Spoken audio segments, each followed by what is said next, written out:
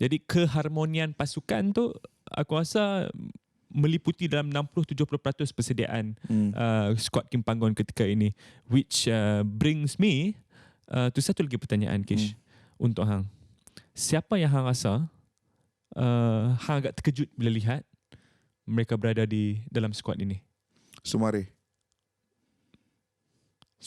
Ya, hampir tiada penampilan ya. Sumare only because so on one hand aku try juga fikir what is the logic behind Sumare. Sebab contoh kalau hang tanya aku would I take Sumare or would I take Syafiq Ahmad? Mungkin aku ambil Syafiq Ahmad, 100% right? Syafiq Ahmad.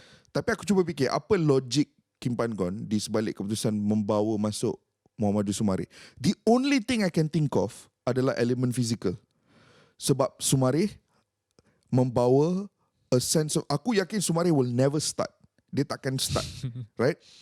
Tapi as a last 10 minutes, as a last 15 minutes, as someone yang boleh as an option untuk dibawa masuk, untuk bulldoze your way through physically superior opponent. Sebab kita kena ingat ketiga-tiga tim yang kita lawan ni ada physically superior to us.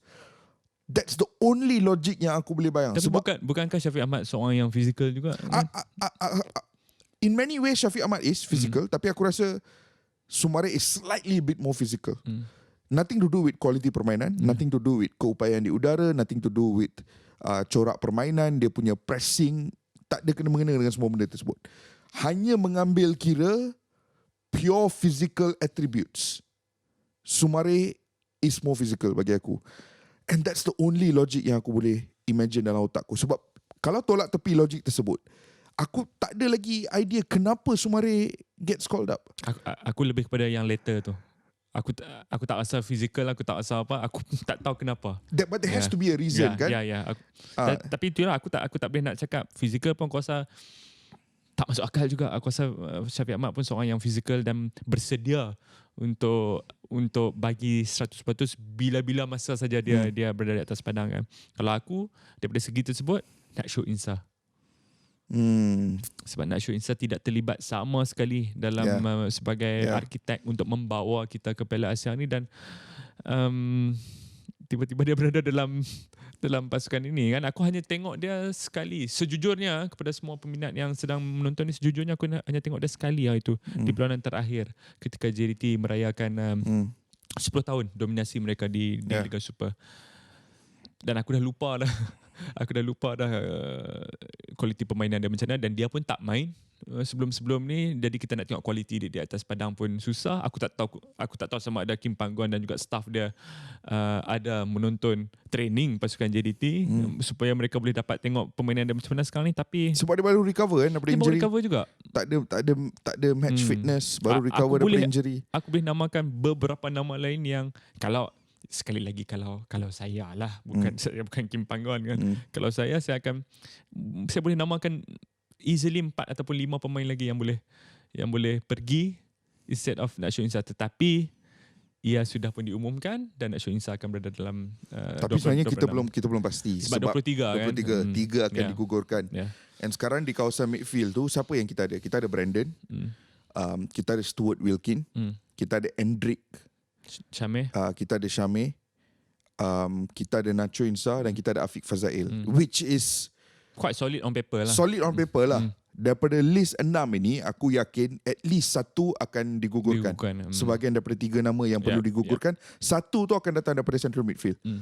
Mengambil kira option yang sedia ada di situ. So sebenarnya nama-nama yang kita sebut sebagai kita terkejut ni, aku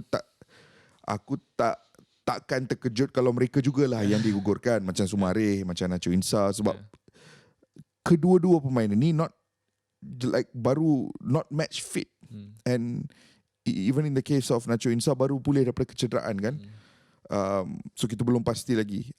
But otherwise, bila aku nampak squad list tersebut diumumkan, ada mula sebuah debaran. Debaran di mana it's getting real. Faham tak? Selama ni benda ni sebagai mimpi. Aku masih lagi ingat berada di stadium ketika Malaysia berdepan Bangladesh, perlawanan yang harus kita menang untuk mengesahkan slot ke Piala Asia tersebut. Aku ingat lagi emosi pada penghujung perlawanan tersebut. Okay. Time tu aku tengok as a fan dekat tier paling tinggi Bukit Jalil tu. Third tier tu. Orang-orang klinik aku semua beremosi. Sebab, yelah, ini adalah benda yang kita dah nantikan buat sekian lama kan.